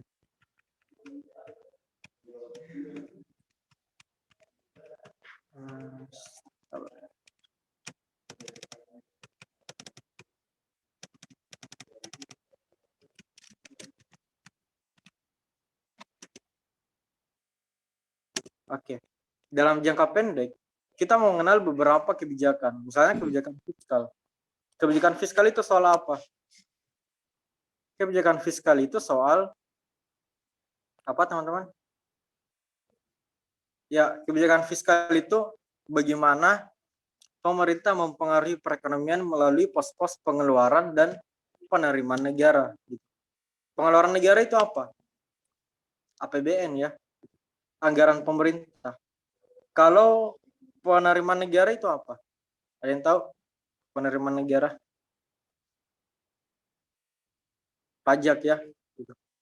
Nah, upaya pemerintah melalui itu. Bagaimana dalam jangka pendek itu kita bertumbuh? Itu bergantung dari kebijakan fiskal salah satunya. Kebijakan fiskal itu apa? Misalnya kebijakan anggaran yang defisit. Kebijakan anggaran yang defisit, kita menambah pengeluaran. Apa artinya menambah pengeluaran? Menambah pengeluaran itu apa saja sih? Pengeluaran pemerintah. APBN itu apa saja? Belanja rutin, belanja barang, belanja modal. Kita tambah semua itu. Kalau kita tambah semua itu artinya apa? Kalau belanja rutin misalnya bisa jadi gaji pegawai negeri yang meningkat. Kalau gaji pegawai negeri meningkat, permintaan meningkat. Agregat demand yang di sini itu meningkat gitu. Agregat demand meningkat, bergeser ke kanan gitu. Apalagi misalnya belanja modal, belanja barang. Ada namanya efek multiplier ya, teman-teman. Jadi kalau pemerintah menambah pengeluaran, itu diharapkan dapat meningkatkan pertumbuhan ekonomi. Misalnya bangun infrastruktur. Bangun infrastruktur dampaknya apa? Pemerintah mengeluarkan lebih banyak anggaran. Kalau mengeluarkan lebih banyak anggaran untuk infrastruktur, berapa tenaga kerja yang kita serap? Gitu. Apalagi misalnya infrastruktur fisik, semen, gitu. Industri semen bergairah. Gitu. Artinya apa? Industri semen menambah tenaga kerja. Berapa tenaga kerja yang terserap? Kemudian, gitu. Nah, kalau tenaga kerja terserap artinya ada orang yang tidak punya penghasilan, akhirnya punya penghasilan, permintaan meningkat. Nah, itu kebijakan fiskal ya. Jadi dia alurnya seperti itu, transmisinya seperti itu. Kalau misalnya dari sisi penerimaan, pemerintah memberikan insentif pajak. Insentif pajak itu keringanan pajak. Industri ini ya, PPNBM ya, akhir-akhir ini menjadi 0%. Industri mobil, industri otomotif di Indonesia itu pemerintah memberikan pajak untuk barang mewah itu menjadi 0%. Itu salah satu upaya ya. Kenapa 0%? Nah, karena diharapkan industri ini itu bisa, karena kalau 0% otomatis orang banyak yang mau beli mobil misalnya. Kalau mau beli mobil, yang kena dampak adalah industri otomotif. Dia produksi lebih banyak karena banyak yang minta. Berapa tenaga kerja yang terserap? Yang tenaga kerja yang terserap tidak punya penghasilan, jadi punya penghasilan, bisa beli bermacam-macam barang gitu. Permintaan meningkat. Nah, itu kebijakan fiskal. Kalau kebijakan moneter bagaimana? Pemerintah menambah jumlah uang yang beredar. Kalau BI 7 Days Report Rate itu menurun, tadi artinya apa? Artinya BI menambah jumlah uang yang beredar. Kalau jumlah uang yang beredar bertambah, itu lewat apa? lewat perbankan. Dampaknya kemana? Ya menurunnya apa? Menurunnya apa teman-teman? Menurunnya tingkat bunga, baik tingkat bunga pinjaman maupun tingkat bunga tabungan gitu. Orang lebih senang pegang uang kalau tingkat bunga itu rendah gitu. Orang yang mau investasi ya, investasi dalam ini investasi real gitu. Orang yang mau pinjam uang di bank untuk membuka usaha misalnya, itu lebih mudah dibanding bunganya rendah atau bunganya tinggi. Tentu yang rendah lebih bagus. Transmisi akhirnya sampai ke situ. Apalagi misalnya, ya banyak sekali ya kalau soal moneter ini. Intinya adalah kebijakan moneter yang sifatnya ekspansif, menambah jumlah uang yang beredar, itu bagaimana upaya dari bank sentral untuk masyarakat agar lebih senang memegang uang. Uang ini untuk apa? Untuk belanja gitu. Supaya permintaan meningkat,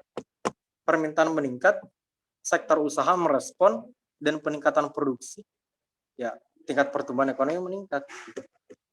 Nah, tapi tentu teman-teman apa yang kita ketahui di teori dasar di makroekonomi di ASLM model itu tidak terjadi secara instantaneously, tidak terjadi secara instantaneous itu tidak terjadi serta-merta gitu. Kebijakan fiskal anggaran ditambah, tidak serta-merta pertumbuhan ekonomi itu meningkat karena sektor usaha tidak bisa meresponnya secara langsung. Perlu adjustment proses, perlu proses penyesuaian, dan proses penyesuaian itu butuh waktu. Dan itulah bagaimana menariknya penelitian dalam bidang ilmu ekonomi. Nah, karena semuanya punya waktu, maka ada dinamika di situ, teman-teman. Bagaimana cara mengukurnya? Tentu dibantu sama teman-teman statistik. Bagaimana cara mengukur kecepatan penyesuaian ini? Kalau pemerintah menambah anggaran, kalau bank sentral melakukan ekspansi moneter, hal-hal seperti itu yang bisa dilakukan ya. Siapa tadi namanya? Fadil ya. Menarik sekali pertanyaannya. Oke, makasih. Yang untuk pertanyaan kedua saya tidak bisa jawab ya, karena memang sulit itu pertanyaan. Ya, kalau saya bisa jawab pertanyaan itu, mungkin saya tidak di sini lagi. Ya.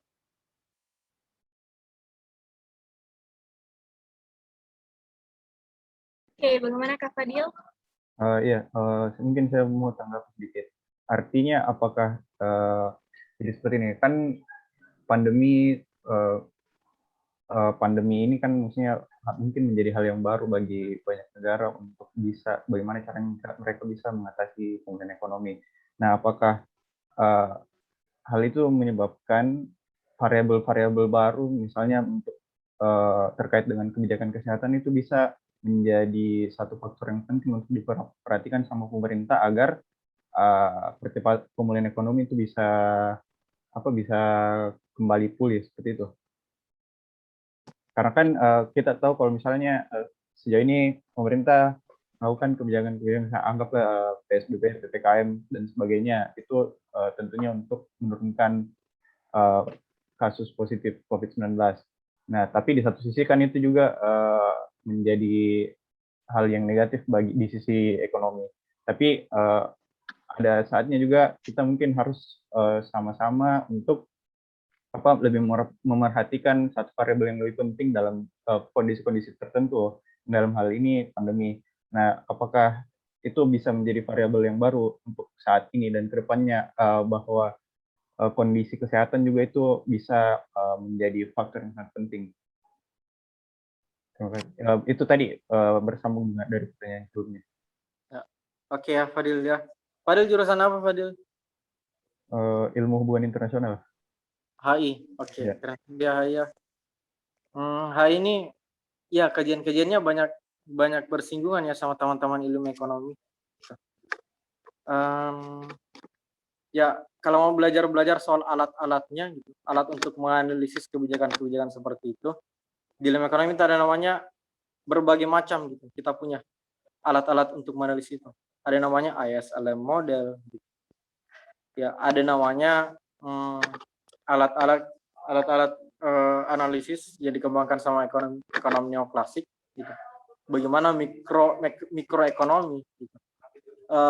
Bagaimana perilaku individu, kemudian kita kumpulkan menjadi perilaku masyarakat yang mempengaruhi perekonomian. Itu juga kita bisa analisis melalui hal seperti itu, gitu. Kebijakan-kebijakan seperti itu, efektivitas kebijakan moneter, fiskal, gitu.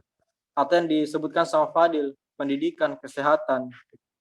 Ya, teman-teman ilmu ekonomi di sini saya rasa sudah pernah mengambil mata kuliah ekonomi pembangunan, ya. Kita belajar ekonomi pembangunan itu setidaknya 2 kali. Ekonomi pembangunan 1, pembangunan 2. Ini variabel kesehatan ini adalah salah satu yang termasuk di long run, gitu. Yang pembahasan long run. Kesehatan ini bahasnya soal apa? Kesehatan ini bahasnya soal produktivitas, gitu. Kalau kita sehat, kita makin produktif, gitu. Kalau ada kita COVID, kita nggak bisa kerja. Nah, apalagi misalnya variabel kesehatan ini bukanlah variabel yang baru, ya, Fadil. Cuman dia adalah 2 hal yang sangat berkaitan sama tingkat pendidikan, gitu. Kalau di ekonomi pembangunan, kesehatan sama pendidikan itu selalu dalam satu pembahasan, gitu. Karena ujung-ujungnya itu kita bicara soal produktivitas. Kalau pendidikan tinggi, kesehatan bagus, kita menjadi orang yang produktif. Kalau kita sehat, tidak ada stunting dan lain-lain, tidak ada keterbelakangan fisik, kita bisa punya pendidikan yang bagus. Akhirnya kita menjadi produktif. Atau sebaliknya, kita punya pendidikan yang bagus, kita dapat mengerti pola hidup yang sehat seperti apa, akhirnya kita menjadi produktif, gitu. Jadi pendidikan kesehatan itu adalah 2 hal yang punya hubungan bolak-balik, gitu, dan mengarah ke produktivitas. Produktivitas ini kemudian arahnya ke pertumbuhan ekonomi in the long run, gitu. Ya, jadi misalnya kebijakan vaksin, tapi kebijakan vaksin dalam hal mengatasi pandemi ini sifatnya jangka pendek, ya. Bagaimana vaksin ini kita lakukan supaya orang tidak lagi takut sama COVID. Kalau tidak takut lagi sama COVID, terjadi lagi interaksi permintaan penawaran. Pasar bisa bekerja dengan baik, bisa menghasilkan pertumbuhan ekonomi lagi, gitu. Ya, tapi untuk kesehatan in the long run itu yang tadi saya bahas, gitu. Nah, kaitannya dengan produktivitas dan seterusnya hingga pertumbuhan ekonomi, gitu. Oke, itu ya Fadila. Keren sekali ya pertanyaannya, teman-teman HI. Ya, terima kasih jawabannya. Baik, pertanyaan Kak Fadil tadi mengakhiri sesi diskusi kita kali ini, berhubung kita terbatas oleh waktu. Nah, teman-teman, sebelum kita meminta Kak Fitra untuk closing statement, mungkin teman-teman tetap mengaktifkan kameranya. Oke, untuk mengakhiri materi kita hari ini, Kak Fitra dimohon untuk bersedia menyampaikan closing statement kepada teman-teman Genbi. Kepada Kak Fitra, saya persilahkan. Ya, oke ya, makasih ya Ulan ya. Ini diskusi-diskusi ini menarik sebetulnya. Nah, kalau secara teknis barangkali bisa ditambah atau disempurnakan sama teman-teman statistik untuk melihat angka ini itu seperti apa, atau orang matematik. Ya, ya kalau teman-teman tahu ilmu ekonomi itu alat analisisnya itu tidak jauh beda sama yang dilakukan teman-teman fisika, teman-teman kimia, astronomi, dan lain-lain. Kita masih menggunakan pendekatan matematik terutama, ya. Di sini ada yang teman-teman jurusan fisika, matematika, statistika ada enggak di sini? Ya, yang matematika terutama ada enggak? Di Genbi tuh buka ini ya, matematika ya. Ya, Hana Jessica gitu. Karena Jessica kalau belajar ilmu ekonomi itu gampang, bisa gampang. Karena kalimat-kalimat yang kita utarakan di ilmu ekonomi itu adalah suatu hubungan. Fungsi itu kan bicara soal hubungan. Bagaimana satu variabel meningkat, variabel yang lain bagaimana. Logikanya itu. Untuk algebra itu logikanya. Tapi untuk mendapatkan intuisinya biasanya kita pakai grafik. Jadi orang matematika itu gampang ya belajar ilmu ekonomi. Kalau mau perdalam lagi. Tapi untuk pengujian empiriknya, itu teman-teman statistika itu bisa jago. Karena dia lihat data. Dia melihat data. Bagaimana kesesuaian teori-teori ekonomi ini ya terhadap real life dunia nyata itu seperti apa. Gitu. Oke teman-teman. Tapi kalau untuk Gen B, gitu, saya rasa dasar-dasarnya saja tidak cukup ya. Kecuali kalau mau mendalami, misalnya kedepannya mau pindah jurusan ke ilmu ekonomi, ya bolehlah gitu. Untuk mendalami yang matematiknya juga, biar logikanya jalan ya teman-teman ya. Ya tetap belajar ya. Kita sama-sama belajar. In the long run, kita harus punya produktivitas yang lebih tinggi daripada generasi-generasi orang tua kita sekarang. Kita bisa men-shift long run aggregate supply itu ke kanan, lebih jauh, karena kita belajar saat ini. Oke, makasih. Assalamualaikum warahmatullahi wabarakatuh. Waalaikumsalam warahmatullahi wabarakatuh. Terima kasih banyak Kak Fitra sudah mau menyisihkan waktunya untuk kita semua. Semoga ilmu yang diberikan dapat bermanfaat dan bisa menjadi berkah juga buat Kak Fitra. Semoga kita bisa bertemu di kegiatan Gen B yang lain atau di kesempatan-kesempatan yang lainnya. Saya ucapkan terima kasih juga kepada teman-teman Gen B yang sudah hadir sampai saat ini. Semoga materi yang diberikan bisa memperluas wawasan teman-teman terkait materi tadi yang dibawakan oleh Kak Fitra, yaitu memaknai angka pertumbuhan 7%. Dengan berakhirnya sesi diskusi kita pada kali ini, saya Ulan Makfira selaku moderator pamit undur diri. Wassalamualaikum warahmatullahi wabarakatuh. Saya kembalikan kepada MC. Oke, baik. Terima kasih moderator. Sebelum menutup acara, saya ucapkan terima kasih banyak kepada Kak Fitra sebagai pemateri yang telah menyempatkan waktunya, juga moderator yang telah melaksanakan tugasnya dengan sangat baik. Baik, untuk teman-teman jangan live dulu ya, karena ada sesi Kahoot, dan jangan lupa untuk mengisi link absen yang akan dikirimkan oleh panitia di room chat. Baik, panitia bisa dibuka room Kahoot-nya.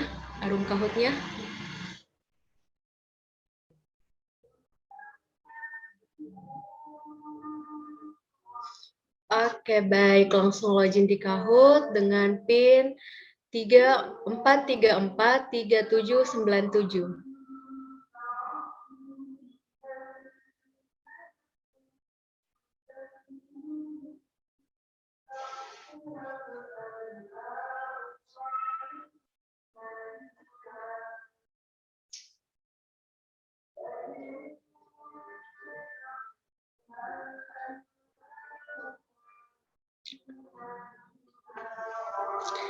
Saya ingatkan sekali lagi kepada teman-teman untuk tidak meninggalkan room, karena akan ada game Kahoot dan juga tetap mengisi link absen yang telah dikirimkan panitia ke room chat.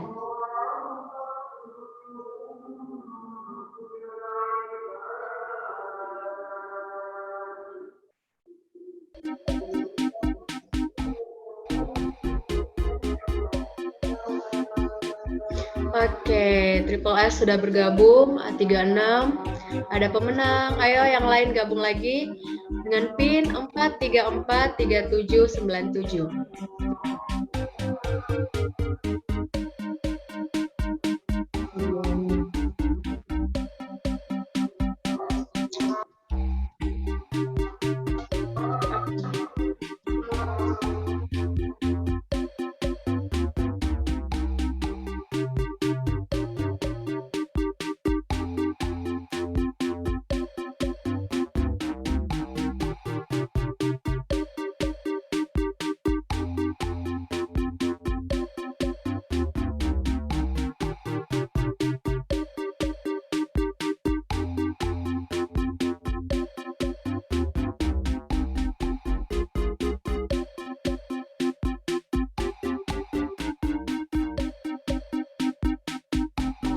Waduh, ada jodohnya Humayura nih.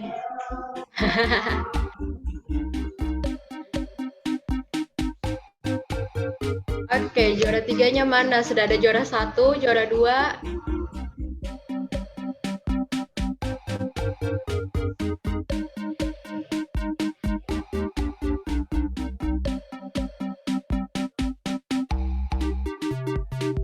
Ayo guys, yang lain join yuk. Soalnya udah maghrib. Biar kahutnya bisa cepat selesai. Ayo yang lain join, ada 54 peserta nih di dalam Zoom.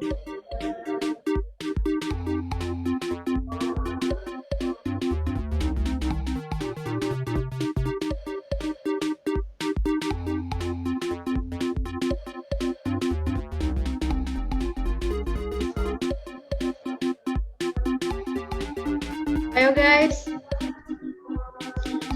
silakan join dengan PIN 4343797. Juara 1, 2, 3 udah hadir nih. Mungkin dari panitia ada juara favorit.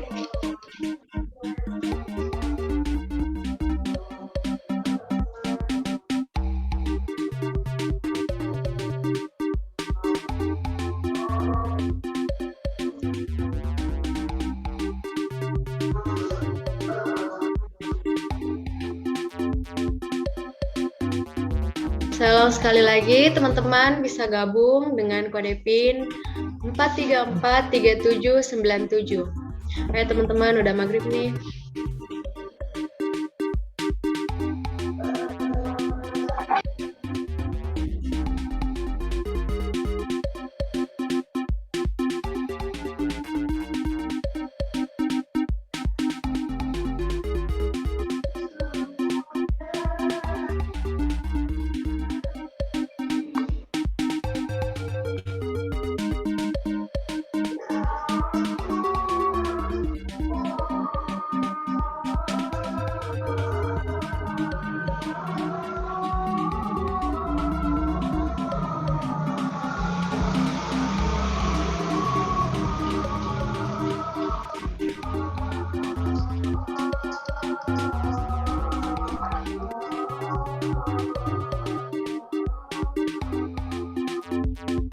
Baru tuh 23 orang yang join ya, masih ada setengah.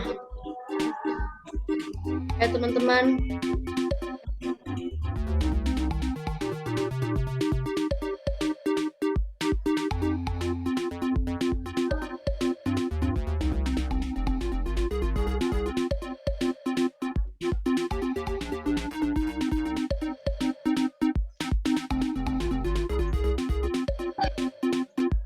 Oke teman-teman, yuk join yuk di Kahoot-nya dengan kode PIN 4343797. Kita tunggu sampai jam 17.53 ya. Oke.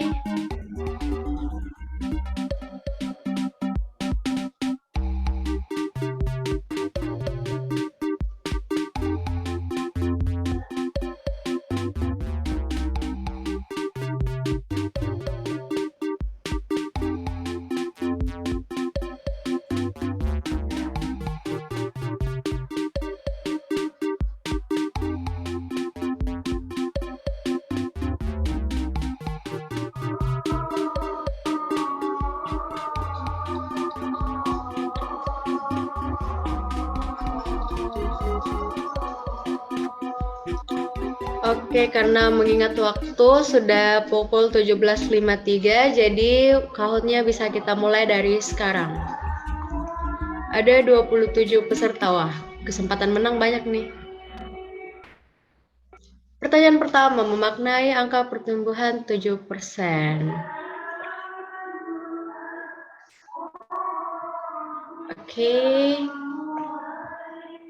Maksud dari angka pertumbuhan ekonomi 7% adalah tidak berpengaruh terhadap perekonomian menurun, perekonomian tetap, perekonomian meningkat. Oke, jadi jawaban yang benar adalah perekonomian meningkat. Ada 19 orang yang menjawab benar.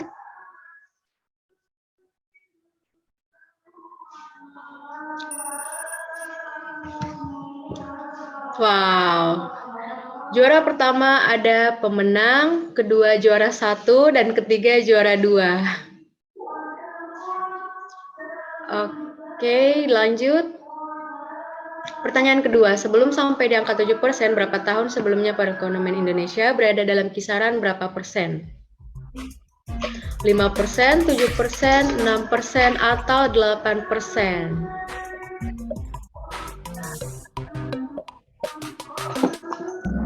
Oke, jawaban yang tepat adalah 5%. Jadi ada 23 orang yang menjawab benar nih. Semuanya kayak menyimak ya. Jawabannya pada benar. Oke, juara bertahan ada pemenang, FDJ, kemudian ada juara 3 tetap di juara 2 tetap di urutan ketiga. Lanjut. Indonesia pernah mengalami krisis ekonomi pada tahun 1996, tahun 2000, 1998, atau 1994. Tadi kayaknya dibahas ya sama Kak Fitra. Yap, 1998, ada 24 orang yang menjawab benar.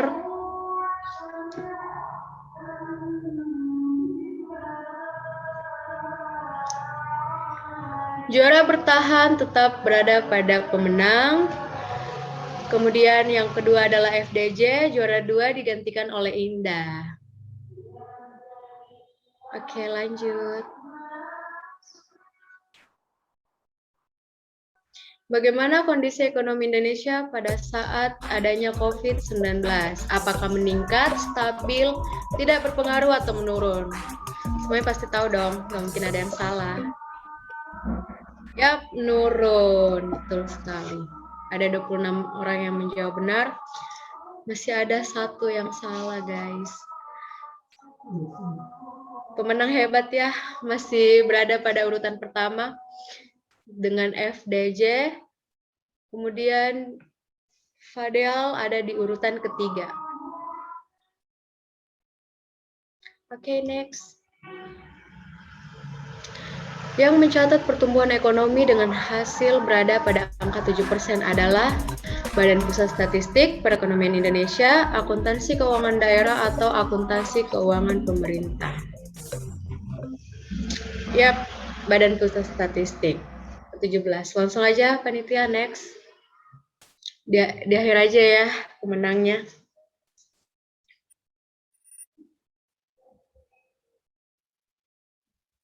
Bagaimana cara pemerintah mengatasi terkait masyarakat yang banyak mengalami PHK? Membuat perusahaan baru, mengabaikan masyarakat, mengeluarkan beberapa program bantuan, menggratiskan semua bahan pokok masyarakat. Mengeluarkan beberapa program bantuan. Benar sekali. Oke, panitia langsung lanjut saja. Metode untuk mengevaluasi pertumbuhan perusahaan melalui perbandingan antara periode tahun ini dan sebelumnya. YOU, MOY, MOM, dan YOY. Oke, yang benar adalah YOY. Pemenang kayaknya hebat nih. Oke, next. True or false? Moderator Karung bernama Wulan Makfirah. Yang nyimak pasti tahu nih.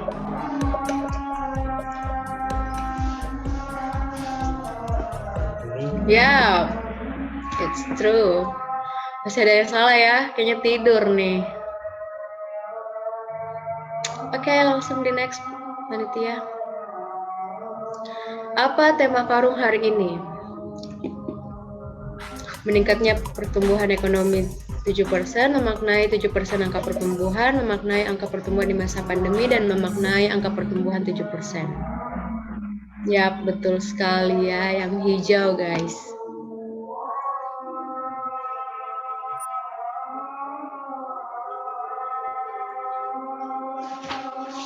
Nama materi karung seri 1 adalah Fitria Ramadhani, Fitra Ramadan, Fitri Ramadan, Ramadan Fitra.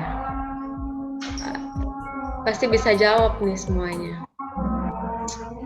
Ya, betul sekali ada Fitra Ramadan. Masih banyak yang salah ya. Oke, kita lihat. Juara ketiga ada Ume Sayang. Wow. Juara kedua ada Cute Girl. Dan juara pertama kayak semua udah tahu nih. Ada pemenang. Oke, jadi yang juara bisa dikoordinir sama panitia ya. Teman-teman, itulah tadi Kahoot sebagai penutup acara kita hari ini. Langsung saja saya mau ucapkan terima kasih kepada teman-teman. Tak lupa juga terima kasih kepada media partner kita hari ini. Terima kasih kepada pemateri. Kemudian silahkan untuk teman-teman mengisi absen dan post-test di room chat. Oke, tak lupa saya ucapkan lagi terima kasih kepada media partner hari ini yaitu Nusa Kini, Mata Kita, Identitas, IBS FM, Terkini.id, Wahana Infota, dan Hibersi. Oke, baik. Terima kasih teman-teman. Saya ucapkan terima kasih sekali lagi. Wabillahi taufiq wal hidayah. Wassalamualaikum warahmatullahi wabarakatuh. Terima kasih semua. Terima kasih Kak Fitra. Thank you all. Thank you, Kak Fitra. Thank you, teman-teman.